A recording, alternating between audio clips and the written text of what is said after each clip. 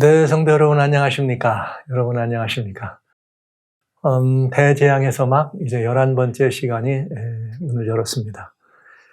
사실 지난 시간에 여러분들과 같이 짐승의 우상이 서고 있고 짐승의 표가 지금 강요되기 직전에 있는 이 시절의 모습을 말씀드리면서 여기 요한계시록 또 마지막 부분에 나오는 7재앙의 마지막 부분에 나오는 재앙 가운데 오늘날 이 시대에 대한 답이 들어있어서 그 부분 화산과 지진에 관한 이야기를 말씀드리려고 여러분에게 말씀드렸습니다. 그러나 이미 그런 어떤 이 환경적 대재앙에 대해서는 너무나 많은 매체들에서 여러분들에게 말씀을 잘 드리고 있어요. 그래서 사실은 더 그거보다 중요한 부분을 여러분과 같이 다루는 것이 좋겠다 생각해서 오늘은 지난 시간에 그저 이 시대의 징조, 징조에 연결되는 부분으로 용의 시대가 오고 있다. 성도들아 깨어서 일어나라 하는 말씀을 드릴까 합니다.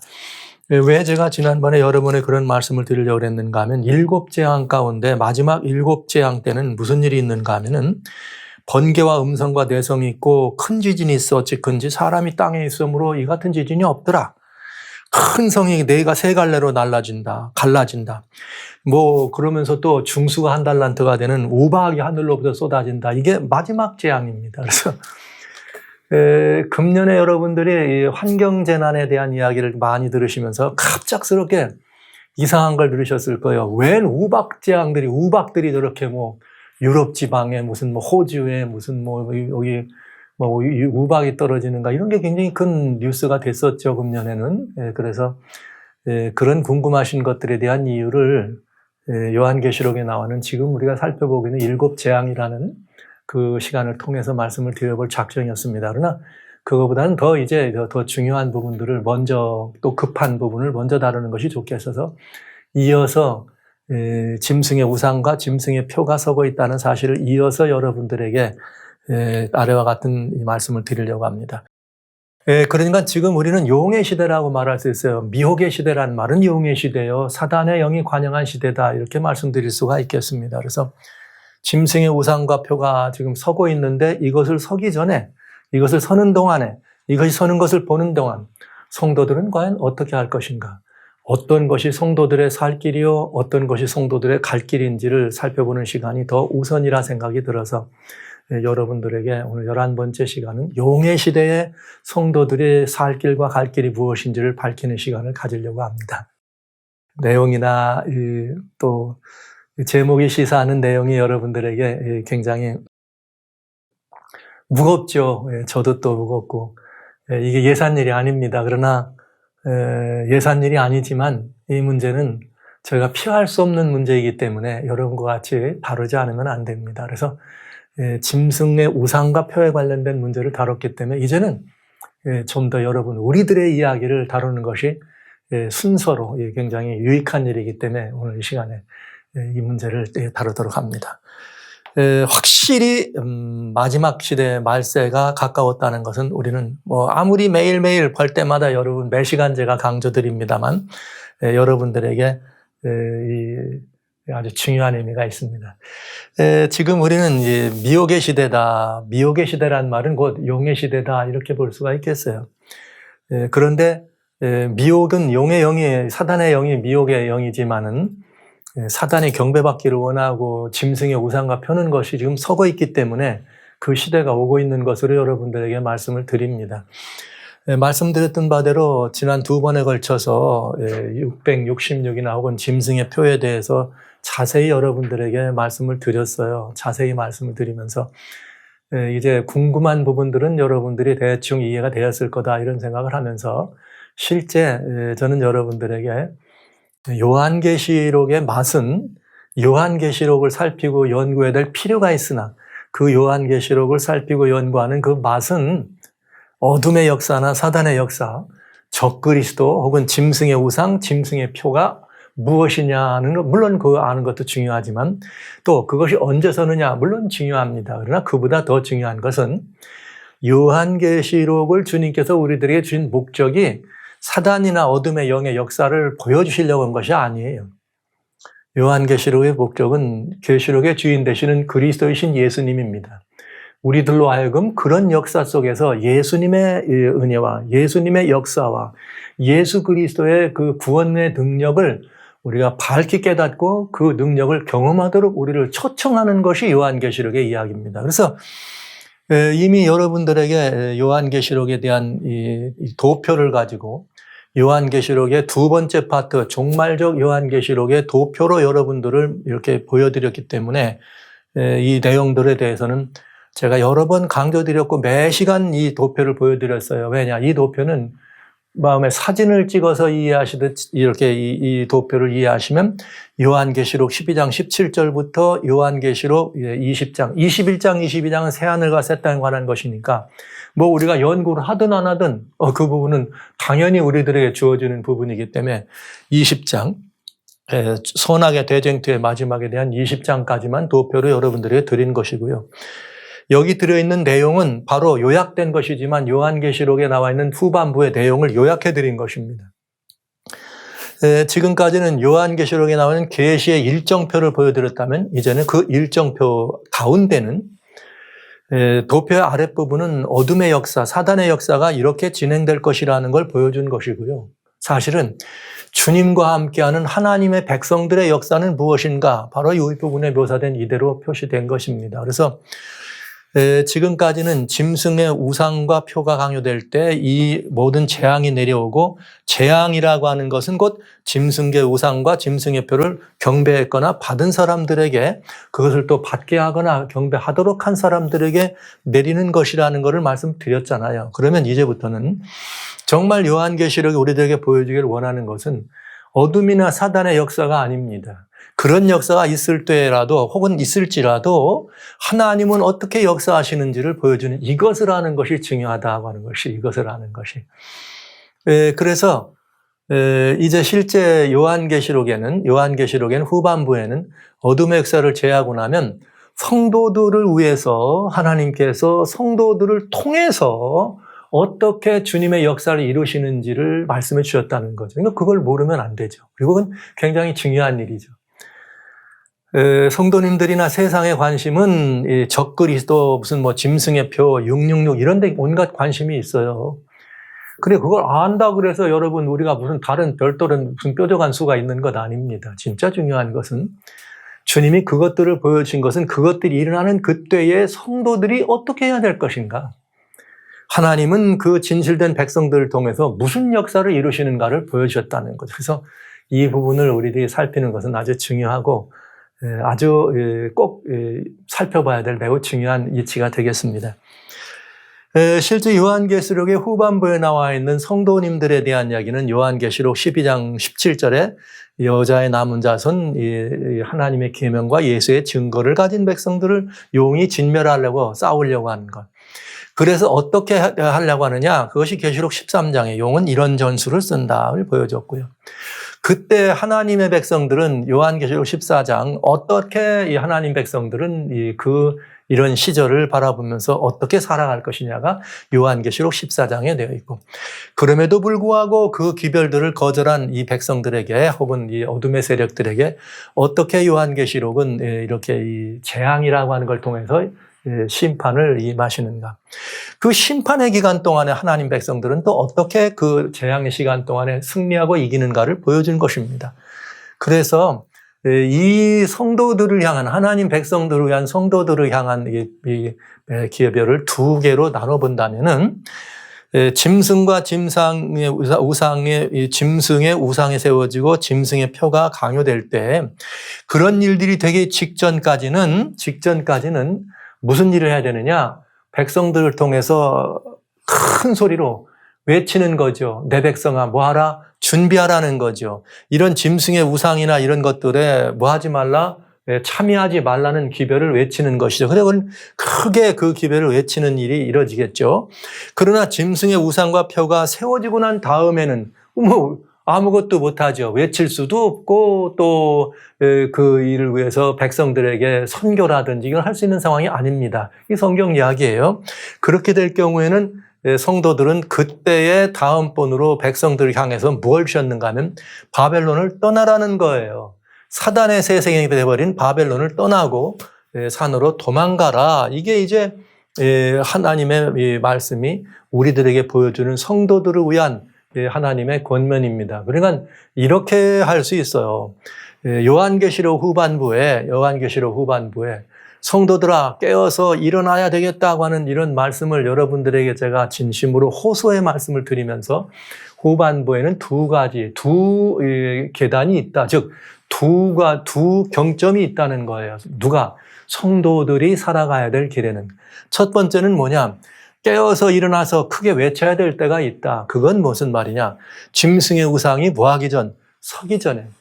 짐승의 표가 뭐하기 전? 강요되기 전에. 그러니까 이 말씀은 지금 현재 우리들의 입장에서 봤을 때는 우리는 이 모든 일들의 예언이 성취되고 있는 그 성취된 한 복판에 있기 때문에 이거는 미래 얘기가 아니라 지금 이야기라고 하는 것이죠. 그러니까 지금 뭐 해야 되는가? 깨어 일어나서 크게 외쳐야 된다. 근데 이제 외친 건 무엇을 외치느냐 하는 건 또 보도록 하고요. 그 다음에 이런 일이 있는가 하면은 두 번째는 뭐냐? 짐승의 우상이 서게 되고, 이제는 서기 전이 아니에요. 서게 되고 짐승의 표가 강요되면은 이제 사람들이 짐승의 우상에 경배하고 그 표를 받게 되겠죠. 그 일이 이루어지고 나면 전 세계적인 사람들이 그 일에 참여하기 때문에 전 지구촌적인 일곱 재앙이 일어납니다. 그런데 일곱 재앙이 일어나기 전에 백성들이 해야 될 일은 우상이 서게 되고 짐승의 표가 강요될 때는 성경은 떠나라. 대백성아 너희는 거기서 떠나라. 그리고 어떡하라? 멸망에 가증한 거이 거룩한 거에 썩을랑 그때 유다 있는 자는 산으로 도망하라. 이 두 가지 단계가 있다는 거예요. 마지막 시대를 살아가는 성도들에게. 그래서 오늘은 이 부분에 대해서 여러분들에게 또 이 중요하고 자세한 말씀을 좀 드려보려고 합니다. 짐승의 우상과 표가 지금 우리는 강요되는 시점입니다. 그렇다면 짐승의 표와 우상이 강요되기 바로 시점, 그 직전이죠. 서기 전이기 때문에 우리는 깨어서 일어나 크게 외쳐야 되는데 도대체 이럴 때 성도들은 무엇을 해야 되느냐 하는 것이 매우 중요한 우리들의 주안점이죠. 우리들의 주안점이 그 짐승의 우상과 표라고 하는 그것이 서는 사건이 매우 중요한 전환점이기 때문에 우리는 그 사건에 대해서 자세히 살필 필요가 있는데 그 사건은 곧 우리 눈앞에 드러나고 있는 어떤 사건과 연결이 되는가? 미국과 바티칸의 연합이다 하는 것입니다. 미국과 바티칸의 연합이 바로 그 시점과 아주 밀접한 관계가 있다. 그런데 우리는 지금 바로 이 연합을 뭐하고 있다? 눈에 보고 있다고 하는 것을 본 것이에요. 그래서 이 시점을 또 그 현 시점 우리들의 위치를 이해하기 위해서 저는 지난 시간에 짐승의 표가 무엇이고 우상이 무엇이며 또 짐승의 표와 우상이 지금 어느 정도 가까이 왔는지를 여러분에게 말씀드렸어요. 그러나 여기에 또 혹시라도 여러분들의 이해를 더 자세히 도와드려야 될 마음이 있습니다. 그래서 이 부분이 성도들이나 세상의 사람들을 무슨 격발케 해가지고 소란을 떨고 무슨 그 신날이 가까웠다 그래가지고 굉장히 무슨 불안감을 조성하려고 하는 것이 아니고 성도들을 준비케 하는 일에 굉장히 중요한 역사가 있기 때문에 성도님들이 이 부분에 대해서 좀 전체적이고 포괄적인 이해가 필요할 것 같아요. 다시 한번 설명을 드립니다. 지난 시간에 말씀드린 내용입니다. 잠깐 제가 마지막 짐승의 표가 지금 서고 있는 사건인데 금년 2021년이죠. 금년 2021년 10월 31일부터 이렇게 11월 12일에 스코틀랜드 글래스고에서 COP26라고 하는 국제 환경의 기후회의가 열렸죠.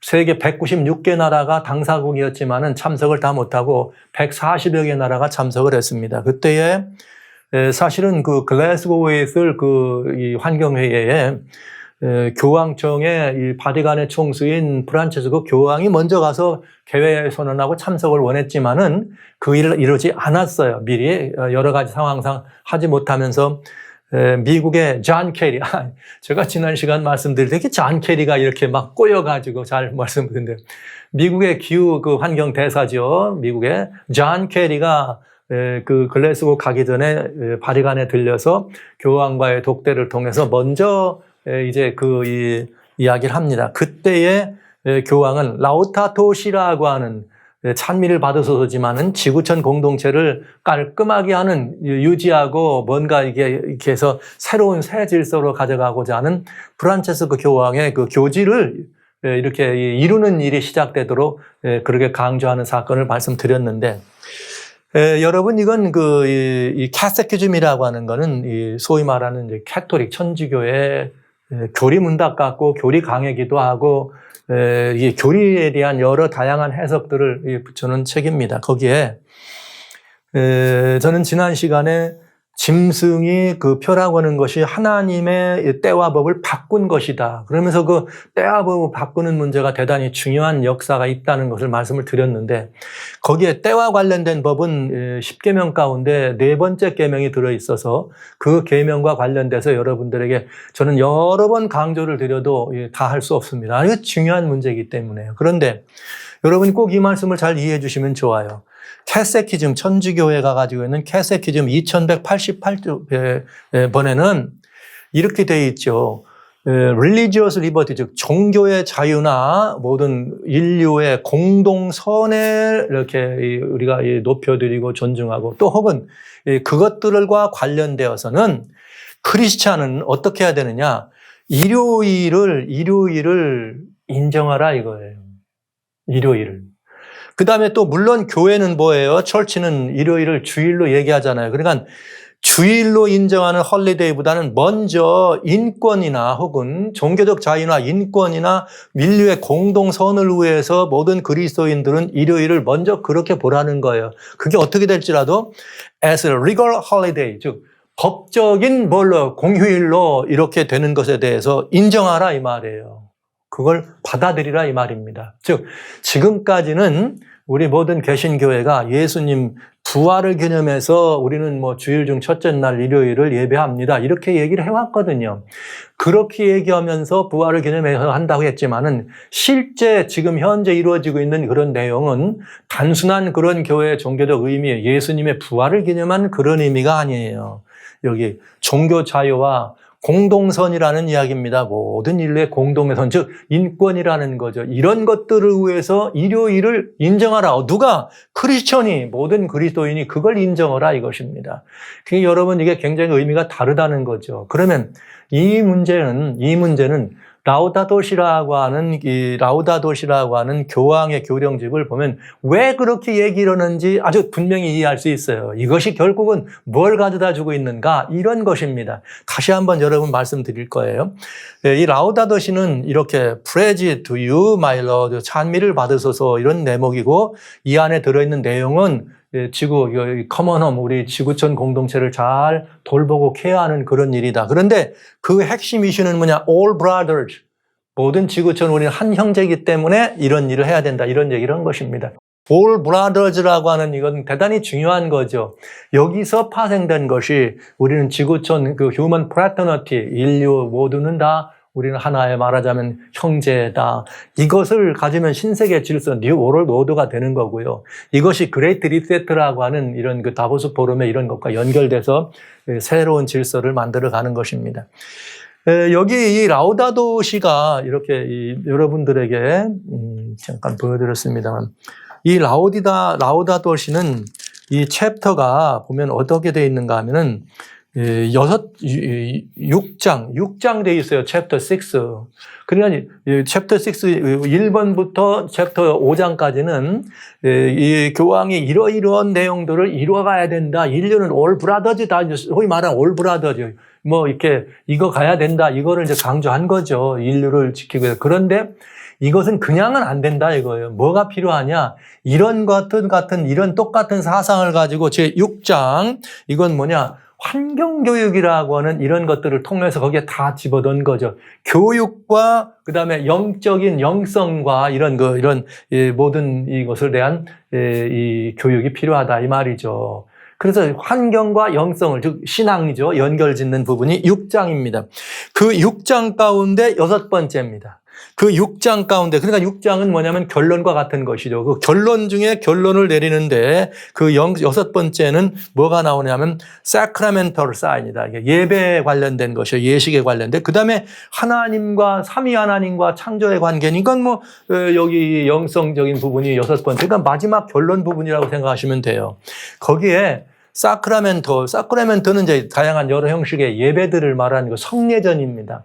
근데 이 성례전이라고 하는 것은 굉장히 중요한 의미인데 우리는 그런 성례전을 우리가 성례전에 참여하는 것은 굉장히 의미가 있는 것인데 하나님께서 우리들에게 이렇게 인정해 준 굉장히 중요한 우리들이 성례전에 참여하는 것은 놀라운 특권이 됩니다. 그래서 이 성례전을 통해서 우리는 어떤 그런 신비적 초자연적, 신비적 이런 세계와 어떻게 하는가 중매되고 증거될 수 있습니다. 그런 얘기를 하면서 여기 굉장히 중요한 게 있어요.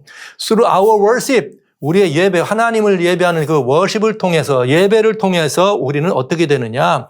이 세계에 우리와 다른 세계예요. 우리 다른 세계인데 우리는 we are invited to embrace the world on a different plane입니다. 그러니까 우리가 속한 것만이 아니라 피 안에 다른 세계까지도 우리가 어떻게 그 모든 세계를 포용할 수 있도록 우리가 초대된다. 즉 성례전 예배를 통해서 우리는 그 모든 우리들의 이것들이 확산되고 넓어져서 모든 different world, 이게 여기 말하는 여기 different 플랜은 뭐냐면 이 세계의 다른 여러 피조물, all creature, 모든 피조물까지 우리는 다 이렇게 끌어안을 수 있는 하나가 되는 과정을 거칠 수 있다. 이 얘기를 한 것이에요. 그러면서 265번이죠. 235번이고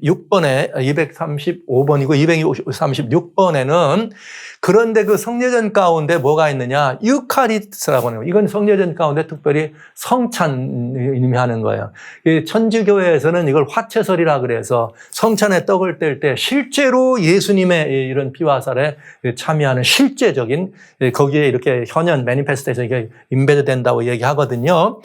그런데 그 유카리스트를 그런 그 성찬을 여기는 우주적 사랑, 성찬이라고 하는 것은 결국 우주적 그런 사랑을 얘기하는 것이고, 정말 우주적 사랑인데, 왜냐면은, 이것은 우리가 시골에 있는 아주 조그마한 곳에서 그런 예식에 참여합니다. 그러나 그런 예식에 참여하는 것은 전 세계인이 세계적 제단에서 참여하는 것과 똑같은 것입니다. 근데 그건 왜 그러냐? 이 유카리토스라고 하는 이것을 얘기하는데, 굉장히 중요한 얘기가 여기 표현되어 있어요. 여기 유카리토스는 이 성례전 중에서 성찬은 헤븐, 하늘과 땅을 어떻게 합니다? 하나 되게 합니다. 그래서 우리는 어떻게 해야 되는가? 그런 다른 모든 피조물까지라도 penetrate, 우리가 어떻게 되는가? embrace, 끌어안는 것만 아니라 다른 모든 피조물까지라도 우리는 같이 그 세계 안으로 들어갈 수 있다. 여기에 다른 피조물은 막 오열, 무슨 기름, water, 물, 뭐 여러 가지 이런 것들을 다 포함하는 거예요. 그러면 이게 여러분 앞에서 말하고 있는 환경 문제 이런 거 얘기하고 또 뭐 기름 문제, 자원 문제, 뭐 이렇게 물 관리나 이런 석유 산업 이런 거 다 다뤘거든요. 이미 앞쪽에서. 이거 사적자요, 그 사적 소유 제한해야 된다. 이런 표현을 한 거죠. 그 이유는 뭐냐? 그걸, 모든 것을 그렇게 하는 것이 유카리스트라고 하는 이 성체 예식을 통해, 성찬을 통해서 이루어진다. 그러니까 지금까지 얘기는 뭐냐면, 성례전, 예배를 통해서 우리는 모든 피조된 세계와 하나 돼. 이게 지난 시간에 잠깐 여러분에게 말씀드렸으면 내처럴 러라고 하는 거예요. 내처럴 러. 우리는 인간 나 하나만이 아니라 우리 모두는 다 한 형제라는 거죠. 그렇게 영향을 준다. 그런데 중요해요. 그런데 일요일에 우리는 그 유카리스트, 즉 말하자면 성찬에 참여합니다. 이렇게 된 거예요. 일요일에 성찬에 참여하는 것은 매우 중요하다 이거야. 아주 특별히 중요하다. 왜냐? 일요일이라는 의미가 달라져요. 주일식, 구약에는 세베스 안식일이 있습니다. 그러나 이제는 일요일이 바로 그 안식일과 같아서 어떤 일을 하느냐? 여기 그날 우리가 예배 안식 일요일을 지키는 것은 우리들을 어떻게 하는 거냐면은 하나님과 우리 사이의 관계죠. 하나님과 우리 사이의 관계를 치료하고 또 우리뿐만 아니라 다른 사람들 그리고 또 다른 세계까지라도 함께 그런 관계들을 회복하고 치료하는 매우 중요한 문제가 있다. 그러니까 여러분 일요일이 무슨 의미가 된 거예요? 온 세계가 하나가 될 수 있는 결정적인 예배일이라 이 말이죠. 네, 결정적인 예배일. 이렇게 일요일이 이제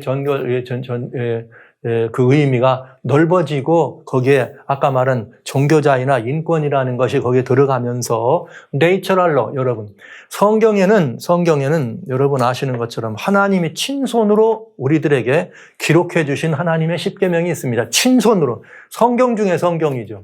그 친손으로 기록해 준 날이고 그 친손으로 기록해 준 그 안에 네 번째 계명에 내가 너희를 지었다고 그래서 하나님과 우리 사이의 관계가 규명이 된 것입니다. 그래서 그 안식일은 유대인들만을 위한 날이 아니에요. 안식일은 모든 인류를 위한 날이죠. 유대인이라고는 주이시라고는 백성이 있기도 전부터 안식일은 창조 때부터 있었습니다. 인류와 하나님과의 관계가 굉장히 중요한 관계가 있다는 것을 알려준 것이 네 번째 계명입니다. 근데 이제는 그 의미는 제하고 무엇이 그 일을 대신했느냐? 짐승과 짐승의 우상이라고 지표라고 했던 것대로 어둠이 바꿨던 때와 법을 바꿔서 그거를 첫째 날로 바꾼 그것이 하나님과 우리 사이의 관계다 이렇게를 치유하는 날이야. 그러면 그 하나님은 어떤 하나님이에요? 여기서 말한 그 하나님은 어떤 하나님이 돼야 됩니까? 여러분 하나님의 법을 바꾼 그 어떤 존재를 뭘로 섬기는 거죠? 하나님.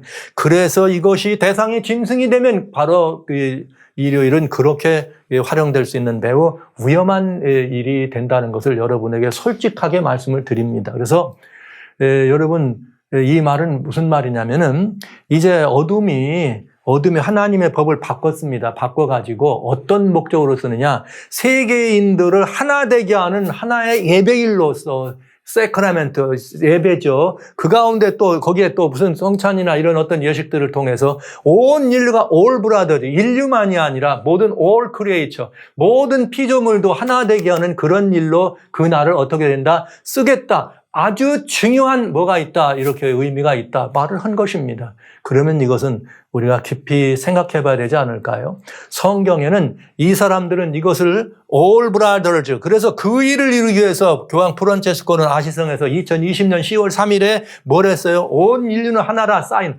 본인이 사인하면 인류가 하나 되는지는 모르겠습니다만 그렇게 한 것입니다. 왜냐? 그건 네이처럴로 프란체스코라고 하는 수도승의 이런 그 유지가 바로 그것이었습니다. 우리 모두는 하나다. 그래서 프란체스코는 동네에 여우가 나타나도 여우도 형제, 지나가는 새가 어깨에 앉아도 다 형제로 불렀어요. 모두가 다 형제라고.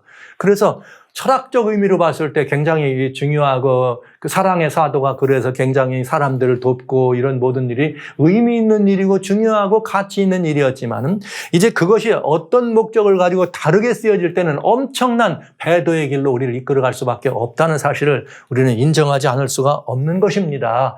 그래서 하나님은 도덕률 속에 쉬라고 하는 날을 두셨어요. 이미 하나님은 제7일 안식일을 기억하여 거룩히 쉬라고 분명히 주님 모든 것을 쉬라고 말씀해 주셨는데 왜 굳이 일요일을 바꿔가지고 첫째 날로 바꾼 다음에 그날을 쉬게 하고 인권을 위한 날이다, 종교 자유를 위한 날이다 이렇게 의미를 붙이는지 그러면서 그날에 그런 일에 참여하는 것은 온 세계가 어떻게 되는 거? all brothers, 하나되가 되는 일. 여러분 이러면 이제 요만큼 제가 말씀드리면 여러분들은 이 문제에 대해서 다른 오해나 다른 이거 하지 마시고 그대로 이 말씀이 지금 현실화되고 있다는 것을 여러분이 인정하시고 이해하시면 좋겠습니다. 그런 일을 하는데 어떻게 된다? 미국과 바티칸이 함께 연합해서 그 일을 이뤄가겠다 하는 것입니다. 그리고 이미 미국은 이제 라우타도 씨의 가르침과 똑같은 내용이 들어있는 그린 뉴 딜이라고 하는 이런 정책을 실행하기 위해서 이미 다 법령까지 만들어서 1.5 트릴리언이라고는 어마어마한 예산을 하원에서 통과시켰습니다. 이것들은 바로 그린 뉴 딜 정책을 실천하고 실행하고자 하는 굉장히 중요한 이 통로에 있다는 것을 여러분에게 말씀을 드리면서 짐승의 우상과 짐승의 표는 우리가 지금 현재 서 있거나 아니면 강요되고 있지는 않지만은 이제 이것이 서게 되고 강요되는 그것이 아주 가깝게 우리 현실 앞에 눈앞에 목격되고 있다는 사실을 이해하시고 인정하시면서 이제는 하나님께서 하나님께서 그것을 보면 뭐하라? 하나님의 백성들이 일어나서 분연히 일어나서 해야 될 일이 있습니다. 그러면 그게 뭐냐? 왜냐하면 계시록 12장 17절에 주님은 말씀하시기를 용이 여자에게 분나에 돌아가서 여자의 남은 자손 하나님의 계명을 지키며 예수의 증거를 가진 자들과 더불고 바다 모래 써더라. 그런데 이 하나님의 계명과 예수의 증거를 가진 자들을 없애야 하나님의 이 모든 것들이 사라지게 되겠죠. 그래서 이렇게 할 거다 했을 때 성경은 누가 말세 하나님의 성도인가 분명히 답이 있어요. 마지막 시대. 하나님의 계명과 예수의 증거를 가진 자들입니다. 그리고 이것은 계시록 똑같이 14장 12절에 이것을 가지고 있는 것은 인내가 필요한 일이다. 그런데 그건 뭐냐? 하나님의 계명과 예수의 믿음을 지키는 자니라. 그러니까 여기 하나님의 계명 똑같고 예수 믿음, 예수의 증거. 즉 예수의 증거와 예수 믿음이 같은 맥락에서 같은 것임을 우리는 알 수가 있죠. 자, 그러면 이제 여러분 이 하나님의 말세의 성도는 굉장히 중요한 두 가지 여건이 있다는 사실을 꼭 견습하시면서 여러분들에게 이전전 질문해야 합니다. 성도 여러분, 하나님의 계명이 여러분의 심령에 새겨지셨습니까? 히브리서 8장 10절에 주님이 친수로 여러분의 심령에 기록하셨다 했는데 정말 있으세요? 그 법이 무슨 법일까요? 그리고 여러분은 예수의 증거, 즉 예수 믿음을 여러분은 지키고 계신지, 이게 뭐 다 믿는 사람이지 말로 믿는다고 해서 믿는 것일까요? 아닙니다. 예수의 증거와 하나님의 이 계명은 이것은 두 개의 이야기가 아니고 결국 하나입니다. 하나의 이야기를 우리들에게 설명해 주신 것이죠. 그리고 마지막 시대를 사는 성도들의 정체성, 그 성도들의 신원 증명을 이렇게 해준 것이에요. 그러나 이런 신원 증명이 있지만은 실제 하나님의 계명과 예수의 증거의 상관성에 대해서 여러분과 이따 말씀을 좀 드리기로 하고요. 또 하나님의 백성들은 누구냐? 여기 이렇게 계명을 지키고 예수의 증거를 가졌는데 여기 계시록 16장 15절에는 그 하나님의 백성들을 향해서 이렇게 말하고 있어요. 보라 내가 도적같이 오는데 누구든지 깨어 자기 옷을 지켜 벌거벗고 다니지 아니하며 자기의 부끄러움을 보이지 않는 자가 복이 있도다. 그러니까 여기 뭘 입고 있어야 돼요? 자기 옷을 지켜 입어라. 그럼 이 옷은 무슨 옷이냐? 성경은 이 옷이 무슨 옷인지를 우리에게 말씀해 주고 있죠. 이건 예수님의 옷입니다. 예수님께서 십자가에서 벗고 입혀주신 믿음의 옷입니다. 의의 옷입니다. 이것은 갈라디아 3장 27절에는 예수로 옷 입었느니라. 그럼 믿음의 사람은 예수로 옷 입는 거죠. 요걸 설명해 준 건 이사야 61장 10절.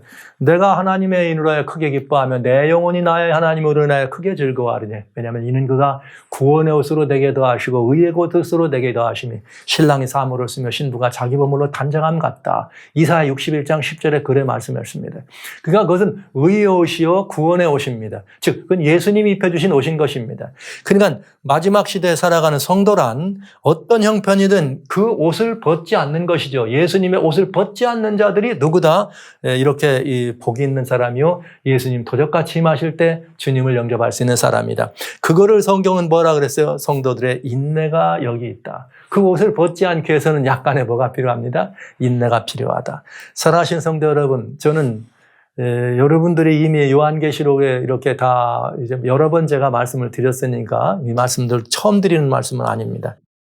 그러나 이 시간에는 여러분의 요한계시록의 후반부 12장 17절부터 20장까지 있는 그 이야기만을 여러분에게 말씀을 드리기 때문에 그 안에 하나님의 진짜 성도가 무엇인지 이렇게 설명이 되어 있어요. 그 성도들은 누구냐? 하나님의 계명을 지키고 예수의 증거를 가졌다. 그리고 그들은 끝내 그 옷을 사실 계시록 16장은 일곱 재앙 때고 여기에 지금 16장 15절은 아마겟돈 환난 때입니다. 아마겟돈이라고 하는 무시무시한 역사가 일어날 그때에도 끝까지 뭐 하는 거예요? 자기 옷을 입고 벌거벗지 않았다. 믿음을 어떻게 했다는 거예요? 지켰다 이런 뜻이죠. 그러기 위해서 우리는 뭐가 필요하다? 인내가 필요하다. 이래서 요한계시록에는 후반부에 참 성도들의 모습을 이렇게 자세히 설명해 주었습니다. 그러나 성도가 성도인 것은 이것을 가지고 있다고 하는 것 때문에가 아니라 이런 성도들의 삶에는 어떤 무엇이 있는가? 사명이 있죠. 하나님이 맡겨주신 그 사명이 있습니다. 그 사명을 우리는 큰 외침이다. 이렇게 여러분에게 말씀드리고 싶어요. 왜냐? 용하고 싸워야 되는데 용을 싸우는데 용은 어떡합니까? 핍박하고 압제합니다. 죽이게 합니다. 또 하나는 뭐가 있을까요? 용의 무기? 저는 용의 무기를 다니엘서 여러분에 말씀드리면서 용의 무기는 두 가지가 있어요. 하나는 미혹입니다. 다른 하나는 핍박입니다. 미혹해서 안 되면 핍박, 즉 죽이라 하는 거죠. 이것이 용의 무기예요. 근데 그런 미혹이나 핍박을 이길 수 있는 길은 뭐냐? 하나님께서 우리들에게 그 비결을 가르쳐 주신 것이죠. 그게 요한계시록 14장 6절로 12절 새 천사가 날아가면서 복음을 증거하는 그런 일들에 마지막 시대에 살아가는 성도들이 어떻게 살아가야 될지에 대해서 아주 명료하게 말씀해 주신 것이죠. 그 말씀 조금만 제가 여러분 말씀을 드리겠어요. 계시록 14장 6절에 또 보니 다른 천사가 공중에 날아가는데 땅에 거하는 자들 곧 여러 나라와 족속과 방언과 백성에게 전할 영원한 복음을 가졌더라. 여러분, 천사가 날아가면서 복음을 전했다. 얼마나 급했을까요? 그래서 공중을 어떻게 해요? 날아가면서라는 말은 급했다고 하는 일이고, 또 그 다음에 여기 여러 나라와 족속과 방언과 백성에게 정말 영원한 복음을 가졌다는 말은 모든 민족에게 증거해야 될 복음이었다, 이런 말이고요. 영원한 복음이니까 이건 언제부터예요? 창세 전부터 언제든지 우리들에게 필요한 삶의 생명의 복음이 되겠죠. 그런데 여기서 천사가 공중을 날아가면서 증거했다. 역사 이르러 지금까지 하늘을 날아가는 천사가 바람 불면서 이렇게 전하시는 거 보셨어요? 이것은 뭐죠? 천사가 이런 기별을 전했다는 말은 이건 뭐예요? 메신저. 그래서 요한계시록 12장 여기 1절에 보면 이렇게 돼 있어요. 예수 그리스도의 계시라. 이는 하나님이 그에게 주사 반드시 속히 될 일을 종들에게 보여주려고 그 천사를 요한에게 보낸 거다. 그러니까 기별을 천사가 전했다, 이 말은 하나님의 친백성들인 이 시대를 살아가는 하나님의 백성들이 전해야 될 복음을 주었다, 이 말 아닙니까? 그러니까 천사가 다니면서 지금 어디 다니면서 천사가 복음 전해요? 이 의미는 무슨 의미냐? 천사가 백성들의 그런 복음을 가졌다, 이 말은 우리들에게 예수님의 계시인데 요한에게 그 계시를 주기 위해서 누구한테 전했다? 천사에게. 즉, 이 천사가 우리들한테 이 복음을 갖다 줬다, 이 말이에요. 전하라고. 그 전하는데 내용이 뭐라고요? 영원한 복음이라 이거죠. 그러면 영원한 복음이란 뭐냐, 이 말이에요. 영원한 복음이란 여기 나왔죠. 그가 큰 음성으로 하되 하나님을 두려워하라, 하나님을 경외하라, 그에게 영광을 돌리라. 예, 하나님을 두려워하고 그에게 영광을 돌리라. 왜냐? 이는 그의 심판하실 시간이 이르렀다. 이렇게 나오네요. 예. 간단하잖아요. 하나님을 두려워하고 하나님께 영광을 돌리라고. 그것이 뭐하라? 살 길이라. 왜? 심판을 피할 길이라는 거죠. 그럼 그 하나님이 누구냐? 그 하나님은 여기 이렇게 됐네요. 하늘과 땅과 바다와 물들의 근원을 만드신 이를 경배하라 하더라. 할렐루야. 영원한 복음에. 우리 하나님은 우리를 지으시고 우리를 모든 것들을 공개하고 돌보시는 것이 하나님의 사랑이라면 인생이 할 일은 그 모든 만민과 합하여서 하나님을 경배하고 찬양하는 것입니다. 인간이 죄를 범했네요. 인생이 죄를 범했습니다. 그래서 우리는 하나님께 나갈 수 있는 길도 막혔네요. 그러면 여러분, 우리가 하나님을 두려워하고 그에게 영광을 돌리려면 하나님께 나가는 길이 막혔는데 어떻게 하면 나갑니까? 나가는 길이 성경에 있겠죠. 그래서 여기 하나님 말씀 빌립보서에는 우리들이 하나님께 나가는 길들에 대해서, 하나님을 영광 돌리는 비결에 대해서 너무나 단순하게 이렇게 말했어요. 빌립보 2장 10절로 11절. 하늘에 있는 자들과 땅에 있는 자들과 땅 아래에 있는 자들로 모든 무릎을, 여기에 뭐라 그랬어요? 하늘에 있는 자들, 우주적인 얘기죠. 땅에 있는 자들, 우리들이죠. 땅에 안에 있는 모든 자들 죽었죠. 언젠가는 살아야 돼요. 그런 모든 무릎을 예수님의 이름을 꿇게 하고 모든 입으로, 빌립보서 2장 11절, 모든 입으로 예수 그리스도를 주라 시인하여 아버지 하나님께 영광되게 하니라. 할렐루야. 여러분, 예수님을 구주로 영접하는 것이 하나님을 어떻게 하는 거예요? 영광 돌리는 거예요, 하나님께. 이게 영원한 복음이에요. 그런데 그 하나님께 영광 돌린다는 말은 또 무슨 말이냐? 하늘과 땅과 바다와 물들의 근원을 만드신 이를 경배하라 하더라. 즉 창조주를 경배하라 이거죠. 자, 그러면 이게 이 시대의 기별이어야 된다 말씀드렸어요. 지난 시간까지 짐승과 짐승의 우상, 사단이 뭘 원한다고요? 사단은 자기가 인생하고 관계가 있다 없다. 사단도 피조물이니까 그는 창조자가 아닙니다. 그는 피조물일 뿐입니다. 그런데 자기가 경배를 받으려면 어떻게 해야 돼요? 하늘과 땅과 바다와 물들의 근원을 만드신 이를 보지 못하게 해야 되겠죠. 그럼 하늘과 땅과 바다와 물들의 근원을 만드신 이를 경배하라 하더라는 이 말이 어디에 들었어요? 하나님의 10계명 가운데 넷째 계명에 들었어요. 안식일을 기억하여 거룩히 지키라. 왜냐 이는 뭐 엿새 동안은 힘써 내 모든 일을 행할 것이나 제7일은 여호와 우리 하나님의 안식일이라. 왜 그게 여호와 우리 하나님의 안식일이냐? 내가 하나님이 하늘과 땅과 바다와 물과 그 가운데 모든 것들을 지으셨느니라. 이렇게 돼 있네요.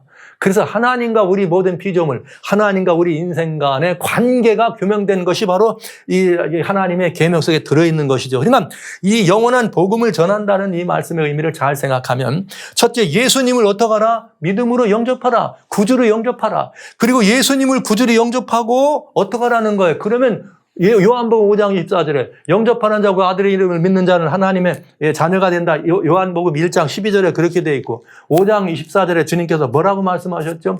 이제 우리가 그 예수 그리스도를 믿으면은 우리 주님은 우리들에게 정확하게 말씀을 해주시네요. 자, 내가 진실로 진실로 너희로니 내 말을 듣고 나 보내신 이를 믿는 자는, 나의 말을 듣고, 예수님이에요, 내 보내신 이를 믿는 자는 영생을 얻고 심판에 이르지 아니한다. 심판에 이르지 않으려니까 심판할 시간이 가까웠으니 빨리 어떡하라? 하나님께 돌아오라 이 말이잖아요. 하나님께 나오려면 누구를 믿어야 돼? 예수님을 믿어야 돼요. 예수님을. 하나님과 우리 사이의 관계는 어디에 기록되어 있어요? 하나님의 계명에 기록되어 있어요, 여러분. 그래서 하나님의 계명과 예수의 증거는 이렇게 중요한 민과 관계가 있는 것입니다. 영원한 복음에 어떻게 해요? 하나님께 영광 돌리려면 예수 믿음, 예수의 증거가 있어야 돼. 그래야 구주로 섬겨야지만 아버지께 영광 돌릴 수 있으니까요. 자, 그 다음에 또 뭐라 그랬어요? 그러면 어디에 우리가 경배할 하나님이 누굽니까? 창조주 하나님을 경배하라 이 말 아닙니까, 여러분? 창조주 하나님을 경배하라는 것이 바로 하나님의 계명에 들어있다 이 말씀이죠. 그러니까 큰 성도들이 할 일이 있어요. 마지막 이 시대에 우리가 할 일은 지금 다른 거 없어요. 창조주께 돌아와라. 그래서 심판을 피하라 이 말이에요. 창조주께 돌아와라. 심판을 피하라. 이게 우리들의 전해야 될 기별입니다. 뭐 복잡하지 않아요. 그렇게 창조주께 돌아오려면 누구에게 나와라? 예수님께 나와라. 이래서 예수 믿음이 필요한 것입니다.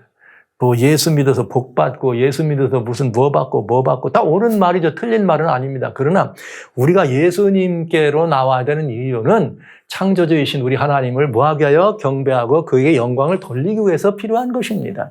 그런데 그 예수님께 나와가지고 예수님이 이렇게 이 하나님께 영광 돌리도록 우리를 그렇게 불렀더니 우리는 하나님께 나와가지고 뭐예요? 하나님 창조주라고 하는 이 계명이 있던 걸 홀딱 바꿔가지고 엉뚱한 날을 가지고 하나님 경배한다 그러면 말이 잘 안 맞는 얘기 아닙니까, 여러분? 논리와 이치적으로 따져도 너무나 쉽게 그 모든 의미가 풀어지는 것을 알 수가 있습니다. 이 큰 외침의 주인공이 성도들이죠. 그런데 그 큰 외침의 주인공 성도들이 첫째는 영원한 복음, 나와라! 예수님께로 나와라! 하나님을 경배하라! 이것이 첫째 복음의 영원한 복음, 언제까지나 영원한 복음. 그런데 끝내 무슨 일이 벌어지느냐? 두 번째 천사가 이번에는 그 복음을 크게 외쳤더니 이번에는 두째 천사가 뒤를 따라 말하되 무너졌다 무너졌다 큰 성 바벨론이여 모든 나라를 음행으로 인하여 진노의 포도로 먹이다. 큰 성 바벨론이 무너졌대요. 여러분, 바벨론은 하나님과 관계가 없는 이 모든 조직, 단체, 나라, 무슨 뭐 여러 가지 모든 교육, 사상 다 바벨론입니다. 그러면 하나님과 관계가 없다는 말은 뭐가 없다는 말이에요? 다른 말로 말하면 또 예수님이 안 계시다는 거죠. 왜? 하나님과 관계하려면 오직 예수님만 이 관계의 핵심이 되니까요. 그 예수님을 안 믿으면 어떻게 되는 거예요? 다 바벨론이에요. 그냥 오늘날 이 시대에 사람들이 뭘 믿어도 괜찮아. 다 아무거나 다 그냥 믿으면 돼. 그러면 그게 뭐가 된 거예요? 바벨론이 된 거죠. 성경은 오직 무엇만이 우리들에게 이 구원의 핵심입니까? 오직 예수님을 믿는 것만입니다. 그러니까 여러분, 그렇게 이 세상에 이제는 돌아가는 걸 보고 지금 우리가 백성들에게 만민에게 외쳐야 될 복음은 바로 이것입니다.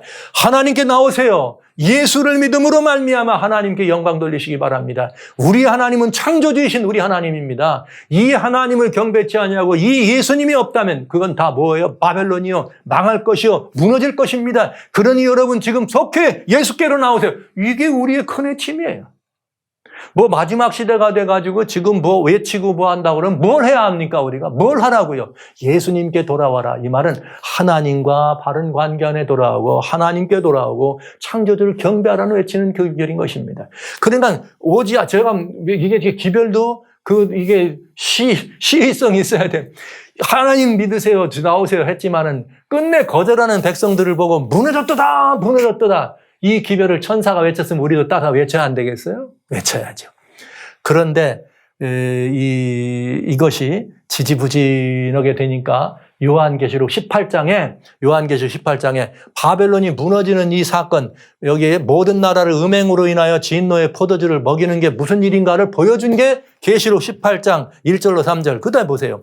이후에 다른 천사가 하늘에서 내려오는 것을 보니 권세를 갖는데 그의 영광으로 땅이 환해지더라. 하나님의 영광으로 인해 땅이 환해집니다. 그러면서 힘센 음성으로 외쳐 가로되 무너졌도다 무너졌도다 큰 성 바벨론이여. 예. 왜 바벨론이 무너졌느냐? 이 하나님이 안 계신 성, 예수님을 믿지 않는 성, 안 믿어도 뭐 구원받을 수 있다는 거짓 가르침, 거짓 종교, 거짓 교회, 그들이 왜 무너졌느냐? 여기 이미 여러 번 말씀드렸어요. 각종 뭐 영들이 모임, 즉 종교적 통합, 또 종교와 정치가 연합되는 이 정치적 통합, 거기에 또 경제까지 통합되는 경제적 연합, 삼중 통합을 인해서 다 음행으로 하나가 되고 믹서가 돼가지고 혼합 종교가 되고 혼합 정국이 되고 세계는 세계 정부가 서고 세계 정부가 서는 것과 같이 세계 종교가 들어서고 세계 유통 시스템이 하나로 되는 세계적 통합이 이루어질 때 그걸 보고 성경은 뭐라 그래요? 무너졌도다 큰 성 바벨론이요.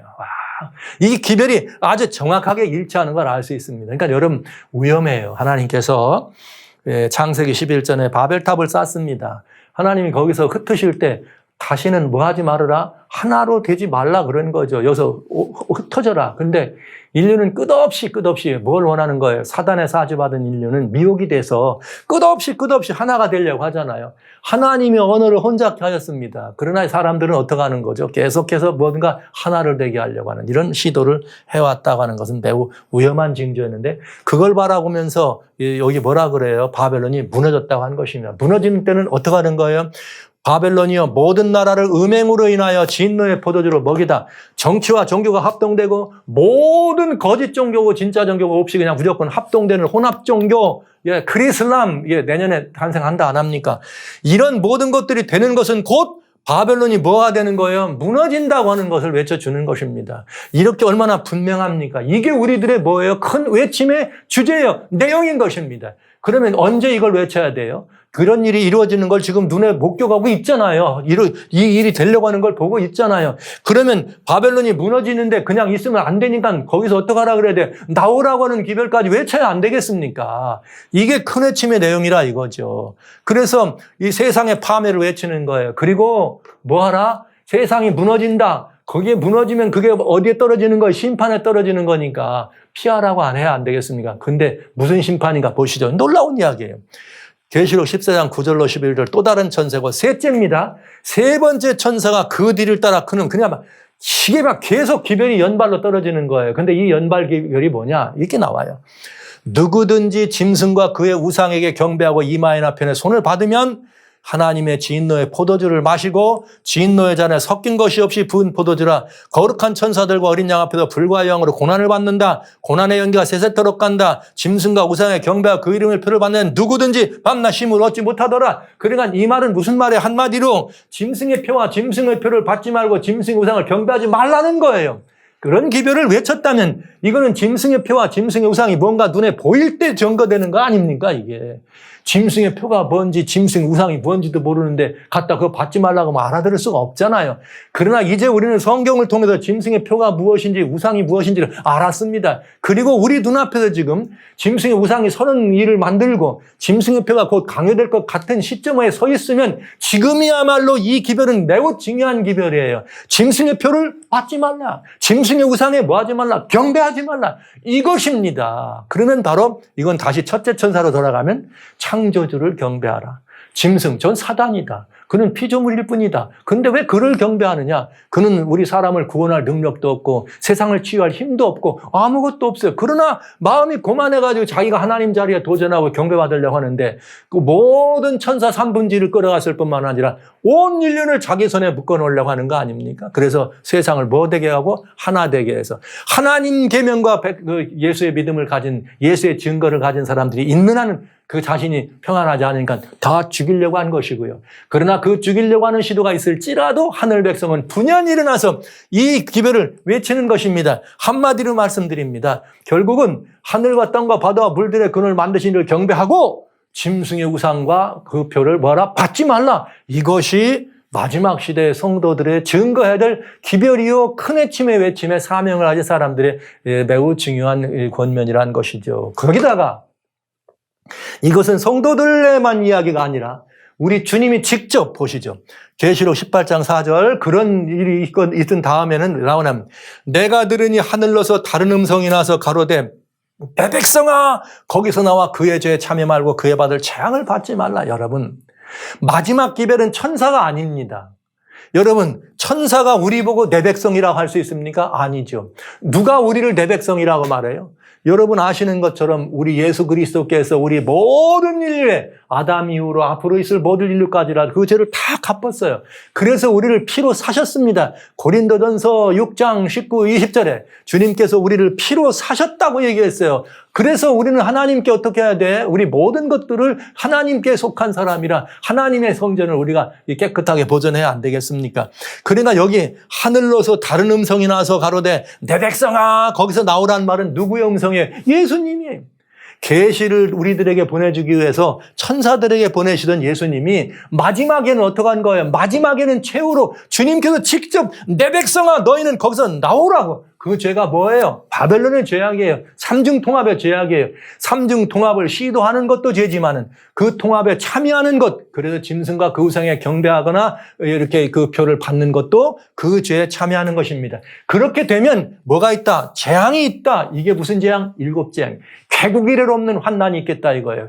그러니까 하나님께서 내 백성은 나오지 말고 거기 머물지 말고 나오라. 그러면 여러분 이제 우리는 중요한 걸 알아야 합니다. 여기서 내 백성아라고 말씀하셨어요. 내 백성. 그러면 누가 내 백성이? 오늘 우리는 교회 안에 있지만 너무나 극단적 영적 이기적인 사람들이 너무나 많아요. 신앙생활 하려면 적어도 나 정도는 해야지. 이렇게 해야지 하면서 나밖에 구원받을 사람 없어. 요 나가 몇 명 보이면 우리 교회만 구원해 가야 돼.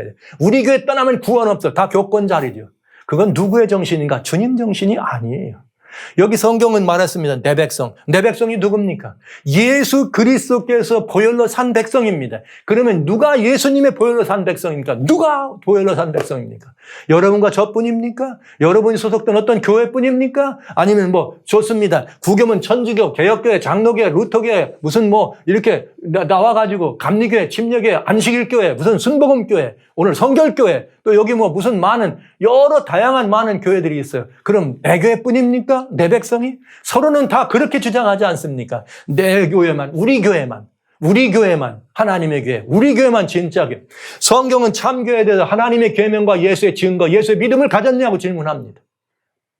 그리고 내 백성을 주님 말씀하시려 여기 내 백성은 누구냐? 내가 피로 산 내 백성, 모든 만민은 예수님 백성 아닌 사람이 없습니다. 다만 중요한 것은 자신들이 예수님, 하나님의 백성이라는 사실을 모르는 것뿐입니다. 그래서 정말 불행한 일입니다. 자기가 하나님의 피의 공로로 구원받은 백성이라는 사실을 모르고 죽어가는 사람들. 그러나 주님은 한 번도 우리를 버린 적이 없다는 사실이 너무나 우리를 감격하게 하는 것이죠. 이 예수님이 오늘 우리를 향하여 내 백성아 너희는 거기서 나오라고 말씀하시는 것입니다. 이 기별을 누가 전해야 될까요? 이 기별을 바로 여러분과 제가 증거해야 안 되겠습니까, 여러분? 이 사실을 모르고 증거하는 저 백성들에게 나오라는 거죠. 이미 여러분과 저는 짐승과 짐승의 우상의 표가 어떤 이 곤경을 가져다 준다 안 받을 거 아닙니까? 경배하지도 않고 받지도 않을 거 아닙니까? 여러분의 심령 속에 하나님의 계명 분명히 있지요. 신수로 기록한 하나님의 계명 있으시지요. 심령의 마음판에 새겨진 계명 있으시지요. 하나님의 영광이 여러분 안에 가득 충만한 거 맞지요, 여러분?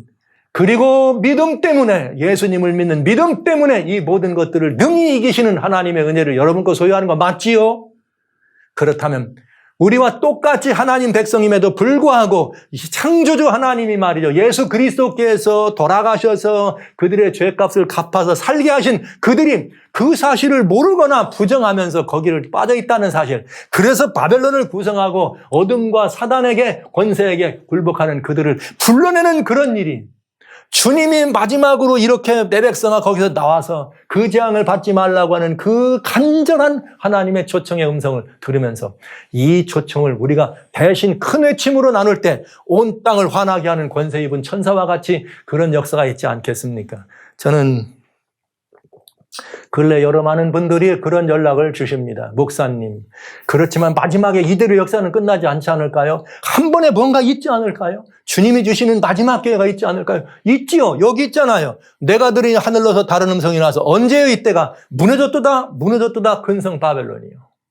세계가 그렇게 다 통합돼서 하나로 갈 때 무슨 신세계 질서, 그 그레이트 리셋, 아니면 무슨 뉴 월드 오더, 아니면 무슨 올 브라더스, 휴먼 프레터너티, 모두가 다 하나의 통 속으로 묶여가면서 하나의 사상으로, 하나의 철학으로, 하나의 종교로, 하나의 혼합된 나라로, 혼합된 신앙으로, 혼합된 모든 유통 구조로 나가서 인류를 하나로 묶어서 어둠의 주권자인 사단에게 경배케 할 때, 내 백성아 너희는 거기서 나오라. 그들은 거기에 가서는 안 될 사람들입니다. 그들은 버려진 사람들이 아닙니다. 하나님은 한 번도 인류를 버려보신 적이 없습니다. 우리는 그들을 불러야 합니다. 우리는 그들을 찾아야 합니다. 땅끝까지 이르러서 그들을 찾아야 합니다. 그래서 마태복음 24장 24절에 땅끝까지 이르러 주의 복음이 증거돼야 되네. 그제야 끝이 온다는 말씀을 하신 것이에요. 그래서 너희는 말이죠. 주님께서 말씀하신 것처럼 사도행전 1장 8절에 너희가 성령이 너희에게 필요하다. 성령이 임하시면 너희가 예루살렘과 유다와 사마리아 온 땅끝까지로 내 증인 되리라. 네. 여러분과 제가 바로 그 역사의 증인의 마지막 순간 예수님의 이 음성을 듣고 이 일에 참여하는 사람이 돼야 안 되겠습니까? 이 역사를 이루기 위해서 우리는 끝까지 어떠냐? 성도들의 인내가 이긴나니 저희는 하나님의 계명과 예수 믿음을 지키는 자니라. 네. 이 사명을 감당하기 위해서 우리는 인내하면서 시원하지 않을 것입니다. 쉽지 않을 것입니다. 아마도 오늘날 이 세상에서 하나님 뜻대로 이어가는 것이 그리 녹록지 않습니다. 사람들에게 극단주의 소리를 듣고요. 또 어떤 사람들에게는 세상에 덜 떨어진 사람들이 듣고 이런 말 많이 하더군요. 젊은이들이 조금만 좀 이렇게 도덕적으로 바른 얘기하면 꼰대라 그러는데 꼰대. 이게 꼰대가 뭐냐? 그 9세대 사람들을 다 꼰대라 그런다 그래서. 오늘 참된 그리스도인은 다 이 세상의 인류의 꼰대가 됐어요. 여러분 꼰대가 되십시다. 꼰대가 되십시다. 오직 예수님밖에 희망이 없습니다. 꼰대가 되십시다. 그렇게 듣더라도. 오직 하나님의 말씀밖에는 우리에게 진리가 없습니다. 꼰대가 됩시다. 여러분 그것이 진리라면 우리는 따라야 합니다. 오직 창조주 하나님만을 경배해야 됩니다. 그럴 때 사람들이 바보라고 말하죠. 꼰대가 되십시다. 그래도 괜찮습니다. 꼰대라도 좋습니다. 여러분 우리는 창조주 하나님밖에는 섬길 자가 없습니다. 여러분 사람들은 그렇게 말합니다. 하나님의 계명을 가졌다 얘기하면은 저는 이 말씀을 좀 마지막으로 또 드려야 되겠어요. 아주 싫어해. 저는 하나님의 계명을 하나님을 모르는 사람이 싫어하는 건 이해가 돼요. 그런데 예수님을 믿는다고 하는 교회에서 하나님 계명하면 그냥 막 가시돋쳐. 계명을 왜 그렇게 싫어하는지 모르겠어요. 성경 중에 성경입니다. 하나님의 10계명은 일러줘서 기록하라고 하지 않고 주님이 직접 친수로 새겨줬어요. 하나님이 모세에게 성소, 성막 보여주실 때 다 보여줬어요. 그러나 하나님의 10계명만큼은 하나님이 직접 손으로 써주셨습니다. 직접 손으로. 네, 모세가 쓴 거 아니에요. 하나님이 직접 썼습니다. 한 번은 모세가 깨뜨렸죠. 그래서 모세가 돌판 갖고 와 두 번째 또 직접 써주셨어요. 세 번째 하나님이 이제는 예수 그리스도의 십자가 이후 그날 이후로 하나님은 우리의 심령 속에 직접 쓰였습니다. 하나님 외에는 내게 다른 신이 있게 하지 말라고요. 또 여러 가지 땅 위나 하늘 아래나 모든 것에 새겨있는 어떤 형상이라도 새기지 말라. 우상을 경배하지 말라고요. 하나님의 이 성호를 망령되이 걷지 말라 그랬습니다. 왜 그런가? 우린 물어봐야 되지 않어요? 왜 하나님만 경배해야 됩니까? 왜 하나님 우상 만들만 안 됩니까? 왜 우리는 하나님 이름을 망령되이 걸으면 안 됩니까? 물어봐야 되잖아요. 그러면 네 번째 계명이 답을 줍니다.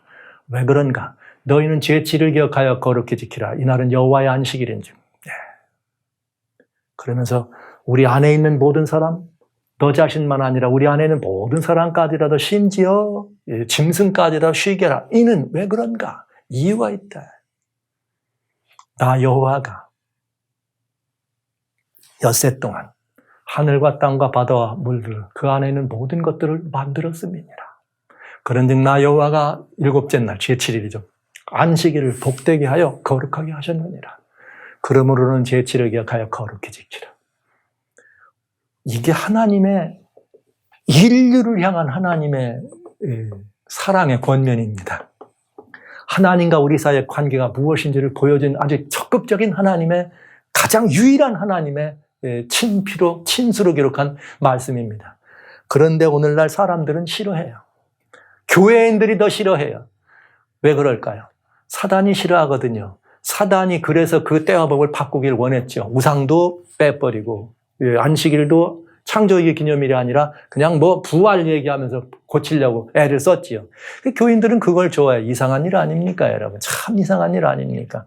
마지막 시대에 짐승의 우상이 서고 짐승의 표가 강요되는 그게 무엇인지를 이렇게 분명히 알면서도 여전히 계명 그러면 그냥 입에 막 살이 닿고 십자가에서 예수님이 다 이러고 패했다고. 예. 여러분 안식일을 아시나요? 라고는 이 유튜브 영상에 찍어보시면 제가 첫 번째 하나님의 율법에 관한 이야기를 썼습니다. 거기에 자세히 그 이야기를 썼는데요. 사실 성도로 방송에 올렸으니까 한번 살펴보시고요. 예수의 하나님의 계명과 예수의 증거, 예수 믿음을 가진 것은 요한계시록 십자가 이후입니다. 여러분이 그렇게 패했다고 하지만 십자가 이후에 그것도 마지막 시대에 하나님께서 내 백성이라, 내 친백성이라 부르시는 바로 그 백성들이 가진 하나님의 백성들의 정체성이요 신원 증명입니다. 그런데 왜 계명을 싫어하더니 어떻게 계명을 지키느냐고. 그렇죠. 계명을 여러분이 지키려고 그러니까 그런 거죠. 그건 행위, 여러분 행위주의에 관련된 믿음이 아니에요. 여러분 우리가 계명을 지킨다고 하는 말은 계명의 요구를 우리는 이룬다고 하는 것이죠. 여기 주님께서 아주 분명하게 로마서 8장에 이렇게 말씀하셨네요.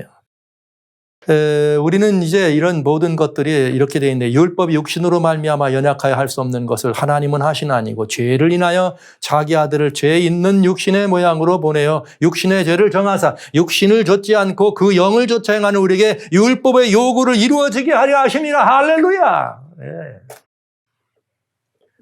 율법의 요구를 육신을 좇지 않는 사람, 그 하나님의 영을 좇는 사람들, 그리스도 예수로 말미암아 거듭난 심령의 사람들, 그들은 성령의 이 하나님의 은혜에 감동돼서 성령의 뜻을 따라서 율법의 요구를 이루신다. 하나님의 계명을 지키는 게 아니에요. 이루는 것입니다. 우리는 이미 예수님께서 이루어놓으신 그 안에 들어가면 예수님이 이루셨기 때문에 우리가 이룬 것으로 우리는 하나님 간주하시는 거죠. 그리고 우리가 성령의 안에 충만하면 성경에 그대로 돼 있어요. 여러분 바울 좋아하시잖아요. 바울이 그랬어요. 육신을 좇지 않고 그 영을 좇아 행하는 우리에게 율법의 요구를 이루어지게 한다고. 첫 번째 요구는 죄의 삭은 사망입니다. 우리는 예수 그리스도께서 돌아가셨으니 우리는 사망에서 벗어난 사람들입니다. 그러니 율법의 요구를 이룬 사람들이 되는 것이지요. 그리고 이제 우리는 율법 아래에 있지 않습니까? 율법 위에 있습니다. 율법은 아무것도 아닙니다. 예수님 안에 있을 때. 예수님은 이미 이루신 것이니까요. 근데 이 말씀이 이렇게 있는데도 불구하고 10계명까지도 다 싫어하는 이것은 참 불행한 일입니다. 요한일서 5장 1절로 5절에 예수께서 그리스도심을 믿는 자마다 하나님께로 난 자는 거듭난 자예요. 예수님을 믿으면 하나님께로 났다는 말은 거듭난 것이죠. 여러분 우리가 하나님 아들 딸 아닙니까? 거듭난 분이에요. 또한 내신 이를 사랑하는 자마다 그에게 난 자를 서로 사랑하느니라. 예수님 사랑하는 자는 예수 안에 있는 자 거듭난 우리들을 서로 사랑합니다. 우리가 하나님을 사랑하고 그의 계명들을 지킬 때에 이로써 우리가 하나님의 자녀 사랑하는 줄 아니라 하나님을 사랑하는 것은 이것이니 우리가 그의 계명들을 지키는 것이라. 그의 계명들은 무거운 것이 아니로다. 성경은 로마서 8장 3절에 육신을 좇지 않고 그 영을 좇아 행하는 우리에게 율법의 요구를 이루어지게 한다. 할렐루야. 예. 무거운 것이 아니라. 이건 왜 그런가? 예수님이 이미 이루신 것을 우리가 영접하기 때문에 그런 것입니다. 그래서 우리는 대저 하나님께로 난 자마다, 거듭난 자마다, 하나님께로 난 자마다, 새로운 생명의 피조물이 된 사람마다, 새로운 피조물, 하나님의 아드님, 딸들마다 세상을 이기느니라. 세상도 이기는데 이 하나님의 말씀을 왜 못 쫓아요? 주님 안에서 우리는 언제든지 이길 수가 있지요. 세상을 이긴 이김은 이것이니 우리의 믿음이라. 할렐루야. 하나님의 계명과 예수의 증거를 가진 사람들은 이 말씀을 읽으면 화닥딱 희망이 생길 거예요. 할렐루야. 예. 이것이 마지막 성도들에게 주신 하나님의 사명을 감당하는 우리들의 비결입니다. 저희는 예수 그리스도를 구주로 섬겼습니다. 영접했습니다. 그래서 예수님이 제 안에 계십니다. 나는 예수님으로 말미암아 하나님의 아들이 되었습니다. 난 그래서 하나님의 계명을 좋아합니다. 네, 하나님의 계명을 좋아해서 다른 신을 섬기지 않습니다. 난 예수님을 믿고 사랑하기 때문에 우상을 경배하지 않습니다. 저는 예수님을 믿고 사랑하기 때문에 야훼 우리 하나님의 성호를 망령때 읽고 싶지 않습니다. 저는 예수님을 사랑하기 때문에 주님과 나와의 관계를 주님께서 정해준 하나님의 복된 날을 기억해서 주님 안에서 참된 감사와 만족과 예배와 찬양과 이 영광을 하나님께 올리는 날을 삼습니다. 저는 예수님을 믿고 예수님이 너무 좋아서 제 부모를 사랑합니다. 저는 예수님 안에서 그 안에 있는 모든 인생에 의한 살인과 간음과 모든 도둑질과 모든 거짓 증거와 이런 모든 것들에 대해서 주님 안에서 온전히 주님의 요구로 이루어지기를 소원합니다. 이것들은 무거운 것이 아니라 거듭난 사람들은 다 이길 수 있다고 말씀하셨네요. 그리고 끝까지 무슨 일이 벌어지는가? 보라 내가 도적같이 오리니 누구든지 깨어 자기 옷을 비켜 벌거벗지 않고 다니지 아니하며 자기의 부끄러움을 보이지 않는 자가 복이 있도다. 할렐루야. 예. 성도 여러분, 우리가 나가서 큰 외침을 사람들에게 외쳐요. 하나님 경배하라고, 예수님께 돌아오라고, 주의 이렇게까지. 그러나 실제 중요한 것은 우리가 정말 이 예수 그리스도를 심령에 모시고 살아가는 주님의 옷을 입은 사람들로 살아가는 것입니다. 그래서 이건 굉장히 중요한 의미예요. 마지막 시대에 오늘 지금 우상이 있다, 우상이 선다, 이게 뭐다, 이거 아는 것보다 더 중요한 건 여러분 이 예수님으로 옷 입으셨느냐 하는 것입니다. 늘 저희는 완벽하지 않습니다. 저 또한 완벽하지 않습니다. 넘어지는 경험이 날마다 있을 수 있습니다. 또 지금도 마찬가지입니다. 그러나 늘 예수님을 바라봅니다. 넘어지지 않는 것이 의인이 아닙니다. 넘어져도 일어나는 것이 의인입니다.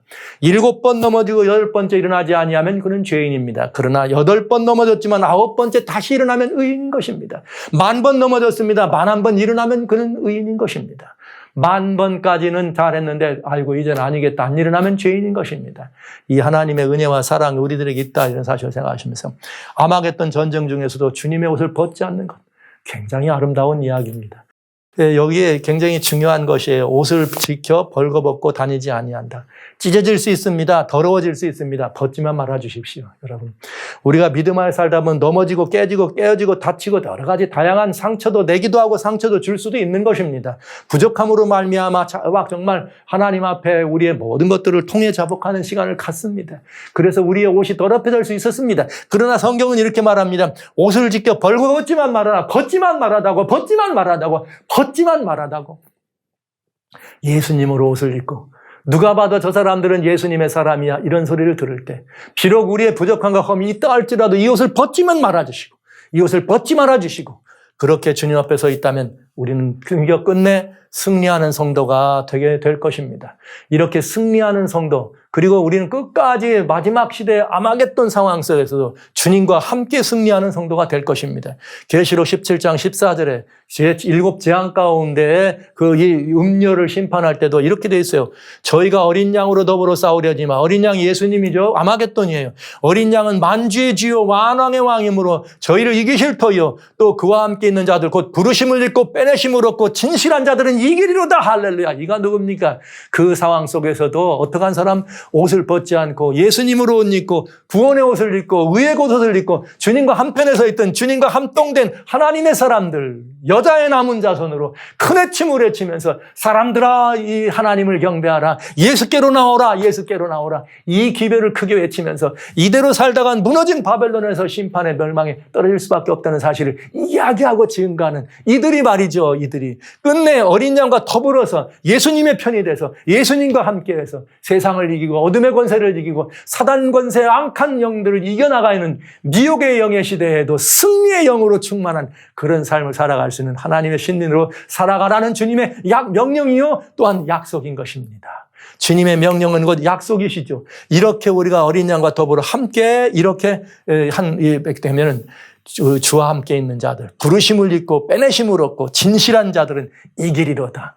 저는 여러분 모두가 다 이 이김의 자리에 함께 참석되시는 복된 성민의 유업을 누리게 되시기를 간절히 소원합니다. 이렇게 해서 우리는 정말 깨어 일어나서 지금 크게 외쳐야 될 시간이 됐다는 것을 여러분들이 분명히 이해해 주시고 짐승의 우상에 서기 전 짐승의 표가 강요되기 전 지금입니다. 지금 먼저 우리가 하나님의 성도가 돼야죠. 예수 믿음으로 거듭나고 예수 믿음으로 세상을 이기고 예수 믿음으로 하나님의 계명을 이루고 예수 믿음으로 하나님을 사랑하고 또 서로 사랑하라고 하는 하나님의 이 온전한 말씀을 어떻게 하는 거예요? 믿음으로 사랑하는 사람, 이래서 하나님의 계명의 요구를 이루는 복된 사람들이 바로 뭐 하는 거예요? 크게 외쳐야 될 사람이란 사실을 여러분 기억해 주시기 바랍니다. 이 말씀은 여러분 모두가 다 정말 지체할 시간이 없다는 사실에 함께 공감하면서 이 공감하는 시간대에서 우리가 꼭 서야 될 이 자리에 여러분 모두가 다 함께 그 자리에 서셔서 진실된 하나님의 백성으로 애원하고 부름받고 하나님과 함께한 성도들로서 지체할 시간이 없다는 사실을 여러분 끝까지 이해하시고 인식하시면서 이 일에 함께 참여해 주시기를 간절히 소원합니다. 이제 저희는 여러분과 같이 깨어나 일어나서 외치는 때가 있는가 하면 떠나서 산으로 가야 될 때가 있다. 이 모든 것이 다 짐승의 우상이 서고 짐승의 표가 강요되는 그 시점에 같이 at the same time 동시에 이루어져야 될 일이기 때문에 저는 지금 우리는 깨어 일어나 크게 외칠 뿐만 아니라 산으로 피하고 떠나가는 이것까지도 지금 우리는 진행해야 될 굉장히 중요한 시점 앞에 있다는 사실을 말씀드리면서 오늘은 1번 말씀드렸네요. 오늘은 다음 시간에는 이어서 여러분과 같이 그럼 어떻게 하는 것이냐 이 문제에 대해서 여러분과 함께 살펴보는 시간을 갖도록 합니다. 큰 환난이 오고 있습니다. 성도들은 떠나고 피해야 될 시간이 가까웠네요. 여러분, 사랑하신 성도 여러분, 주님의 사랑으로 충만하신 하나님이 사랑하시는 여러분, 하나님의 계명과 예수의 증거를 가진 마지막 시대의 참된 성도로 주님 앞에 담대히 서시게 되시고 세상의 어린 양 되시는 예수님과 대적해서 분연히 일어나 세상의 하나님을 대적할 때 우리는 어린 양 되시는 예수님과 합동되어서 주님 편에 서서 담대히 세상을 향하여 예수께로 돌아오라, 하나님께 돌아오라, 천지를 창조하신 창조주께 돌아오라, 창조주께 경배드리고 창조주를 영광 돌리라고 하는 이 위대한 천사들로부터 받은 이 복음을 외치는 그 자리에 성도 여러분과 제가 함께 담대한 믿음으로 섰으면 참 좋겠습니다. 여러분 모두를 그 자리에 초청합니다.